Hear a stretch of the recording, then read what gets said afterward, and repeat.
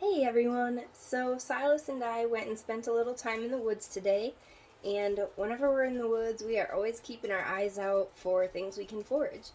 Even in the wintertime, you'd be surprised at the things you can find. Um, so I'm going to go ahead and show you a couple things that we brought home today. First up, we've got white pine. So you can know that it is white pine because the needles are growing from a single cluster, and there are 5 needles per cluster. A red pine is going to have clusters of 2, and other conifers such as spruce all grow single needles right from the branch. Um, you you can use pretty much all conifers except for the yew. Yews are toxic, so make sure you look those up so you know how to avoid them. I honestly don't see them too much though, so yeah, you can use any kind of pine, spruce. They all have really awesome benefits. So they're high in vitamin C, they're high in vitamin A, they're really good for coughs, sore throats, red blood cell reproduction, just overall really good for your immune system, which is great for this time of year because everyone's immune systems are pretty low, generally in winter. So another thing that we brought is wintergreen.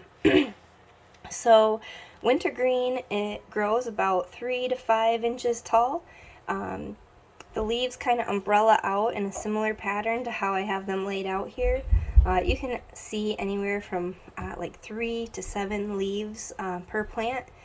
They may have berries. Most of the time you're not going to see berries, but if you do, the berries are edible as well. They make an awesome little breath mint for when you're in the woods.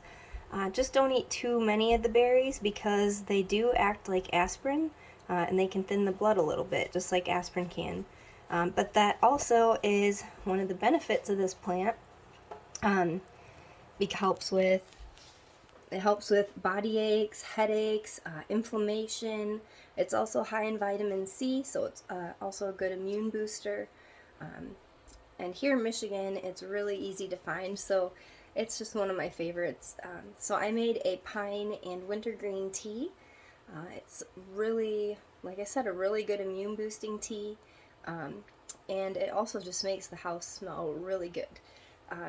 So one thing too about the wintergreen, they do have a look-alike that is called partridge berry. Partridge berry, it looks more like a vine almost, a ground vine kind of, and the leaves grow 2 by 2, and they have little red berries as well.